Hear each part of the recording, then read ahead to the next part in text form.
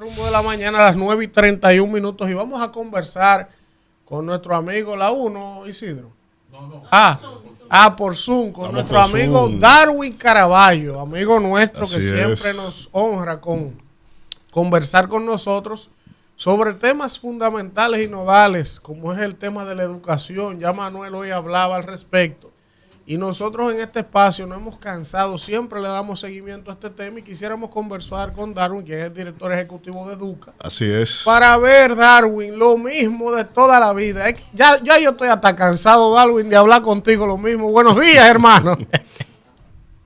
Muy buenos días para ustedes, para toda la audiencia. Y sí, de verdad que este es un tema recurrente, desgraciadamente, el hecho de la suspensión de la docencia, que afecta además a los estudiantes de los hogares más vulnerables. Eso es lo que nos tiene que llamar a la reflexión a todos. Darwin, ¿cómo vamos nosotros como país algún día a poder no doblegar? Porque los gremios perfectos que tengan su independencia, que defiendan los derechos de sus afiliados, en este caso el gremio del ADP de sus maestros, eso está bien, que ellos exijan reivindicaciones. Ahora, cuando nosotros no tenemos, Darwin, un resultado, costo-calidad. O sea, los maestros de nosotros, por lo menos a nivel del país, de los salarios que ganan los distintos profesionales en el país, son de los que mejores salarios tienen. Tienen derecho a cooperativa, tienen derecho a préstamo. Se le ha dado hasta la vida todo lo que han pedido, de manera a veces sin razón, que uno muchas veces se ha opuesto. Yo mismo me busqué un lío con el maestro, que tuve que someterlo a la justicia hace unos meses por estar comentando estas cosas, Darwin. Entonces, yo pregunto, ¿pero cuándo llegará la sensatez del sector magisterial de que lo que se le está pidiendo es que los días de clase no hagan paro, que eleven la calidad del docente? Eso no son cosas tan absurdas, tan irracionales. No, compartimos plenamente, porque nadie duda de la importancia que tienen los sindicatos, incluso de la legitimidad que pueden tener algunos de los reclamos que ellos están planteando. Eso es totalmente correcto en las reglas del juego democrático, pero lo que nosotros debemos defender es que esto no se haga en los horarios y en las jornadas donde se imparten docencia, porque se está afectando de esta manera por el ejercicio de un derecho a un derecho todavía más fundamental, porque los muchachos, los niños, las niñas y adolescentes son vulnerables frente a esta situación de que se les afecta el normal funcionamiento de los cursos. Y lo que decía al comienzo, esto no afecta a los hogares más pudientes. Los colegios privados no están hoy interrumpiendo sus jornadas de trabajo, como no lo han hecho el viernes pasado por asambleas docentes. Lo hacen aquellos centros donde las familias con menos recursos tienen la única opción de enviar a sus hijos a la educación pública. Por eso es que es tan importante no ensanchar la brecha que ya de por sí existe y que se ha demostrado en múltiples ocasiones en términos de calidad de los aprendizajes. Sabemos que en estos sectores muchas veces los estudiantes aprenden menos. Además, estamos frente al calendario escolar con menos jornadas de clase de los últimos tiempos, 179 jornadas de clase. Hay que pensar que países como, por ejemplo, Israel tienen 219, países como Colombia, Costa Rica, Australia, Dinamarca tienen 200 días de clase. La República Dominicana para este año 179, y se siguen perdiendo jornadas por estas razones, de manera que cada vez se hace más lejos alcanzar los niveles de desempeño que tienen esos otros estudiantes. Darwin, buenos días, Darwin. Buenos días. Darwin, preguntarle dos cosas. Primero, de esos 179 que tenemos para este año, ¿verdad?, del ciclo escolar, ¿cuántos de esos han sido, verdad, interrumpidos por temas de paro el día laboral? Es lo primero. Y segundo, Darwin, preguntarle si ustedes tienen alguna estadística, ¿verdad?, algún dato por ahí que arroje algún vestigio de mejoras, ya sea en la calidad, en el aprendizaje de nuestros estudiantes, porque casualmente, yo señalaba ahorita en mi comentario, el pasado 15 de mayo del año 2022, se anunció un aumento de salario de un 10% para los maestros, lo recuerdo, que comenzaría a ser aplicado a partir del mes de junio, ¿verdad? Que se aplicó. Entonces, me imagino que en estos 11 meses que ya están pidiendo otro aumento más, debe haber algún vestigio, por lo menos, de mejoría en la calidad educativa para que sean merecedores de este aumento. Si ustedes lo tienen por ahí, me gustaría que lo señalara, Darwin, por favor. Mira, lo primero que señalas es muy interesante porque la respuesta a cuántos días se han perdido no es de una respuesta sencilla, porque hay regiones del país donde se pierden más días de clases que otras regiones. Desgraciadamente, el sindicato tampoco ha sido monolítico, tampoco ha tenido una capacidad de articular una respuesta única a nivel del sistema, y algunas dependencias o regionales del sindicato han desobedecido incluso los dictámenes de la cúpula sindical. Y hay regiones del país donde la no docencia se ha hecho incluso más relevante que en las zonas, por ejemplo, como la capital, donde ahora vemos y volvemos a asistir a estas jornadas últimas de paro. El último estudio que se hizo a propósito, que fue en 2018-2019, sobre la ausencia de clases, mostraba que la región sur, por ejemplo, donde ASUA destacaba, había tenido hasta 58 días sin docencia durante el calendario escolar correspondiente.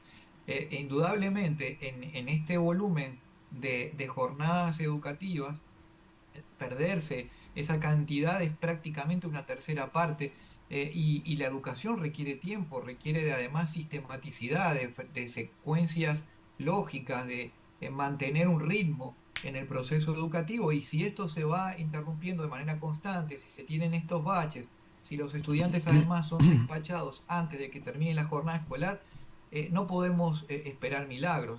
Los desempeños educativos no van a llegar. Y con esto a tu segunda pregunta.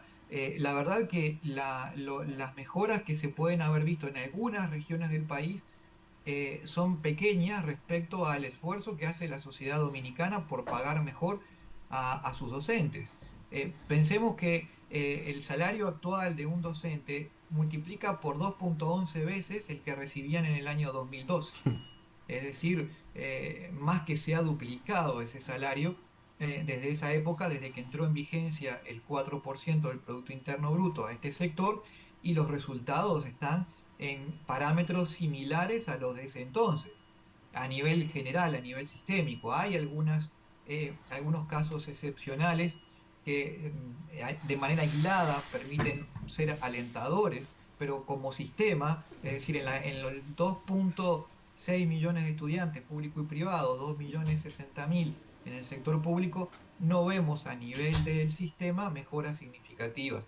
Y, sin embargo, sí se ha podido probar este incremento extraordinario del salario docente, ¿no? Pensemos que hoy un docente de primaria trabajando en jornada completa gana 63.829 pesos, y el maestro de secundaria 63.092. Estos son datos del año 2022. Como tú dices, se aplicó un nuevo incremento salarial que no está registrado en este valor, que todavía sube más estos indicadores. De modo que allí hay una reflexión para hacer, sobre todo por lo que le cuesta al Estado dominicano pagar la educación. Fíjense este dato que es paradigmático, ¿no?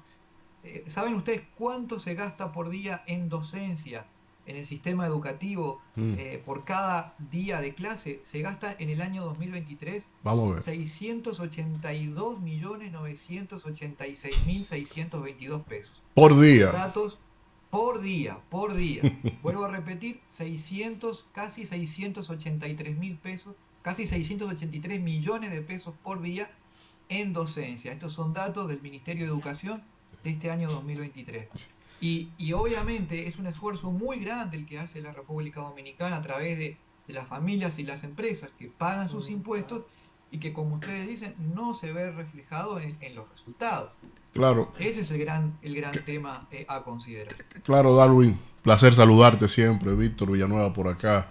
Víctor, pero ahí en esa tesitura que tú señalas, Darwin, ¿cuánto se va para que la gente dimensione ¿cuál es el porciento que se asigna a nómina, a régimen de incentivos y a la infraestructura escolar?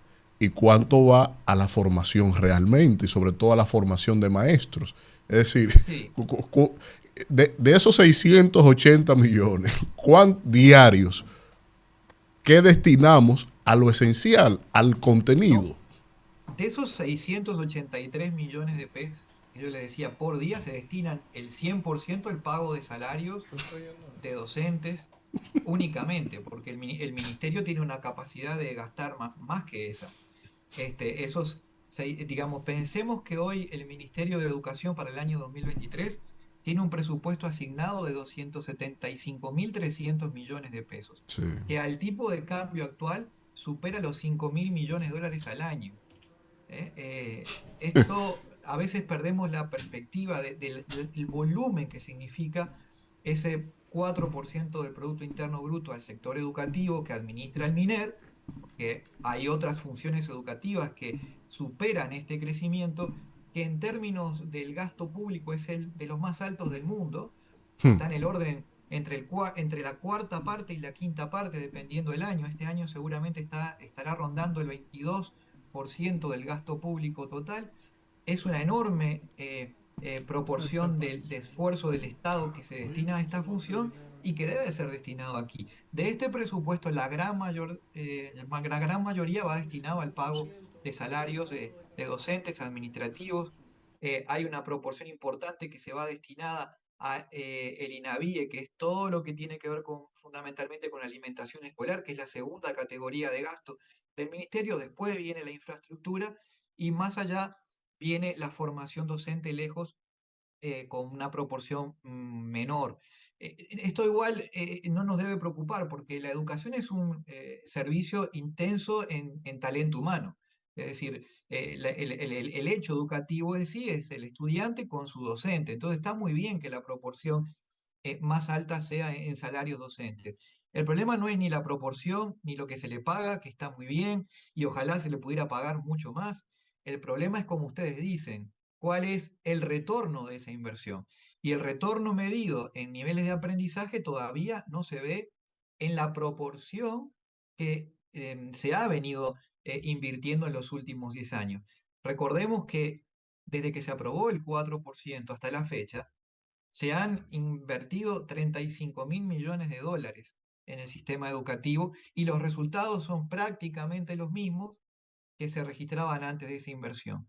¿Esto quiere decir que hay que quitar ese dinero para volver al esquema anterior? No, por supuesto que no, porque sin dinero no va a haber resultados, sin inversión no va a haber resultados, pero está claro que no alcanza el dinero, que además de los recursos hay que generar políticas efectivas y que la única forma, entendemos nosotros que hoy, tras 10 años de esta asignación, es que la familia, que los padres, las madres reclamen por esto, porque son ellos los que le están pagando el salario a los profesores, a los directores, a los administrativos, y a ellos mismos nadie les paga si no van a trabajar. Esta es una demanda que tiene que surgir de la familia, que tienen que empoderarse para exigir sus derechos, de que sus hijos tengan la educación que se merecen, porque ya la sociedad le está pagando a los docentes una proporción importante de recursos. Claramente, siempre puede ser más y habría que apuntar a más, pero se necesita demostrar para eso que hay resultados que se van alcanzando. Muchísimas gracias por estar con nosotros en este rumbo de la mañana. Como siempre, gracias por estar presto a conversar con nosotros sobre estos temas de interés general.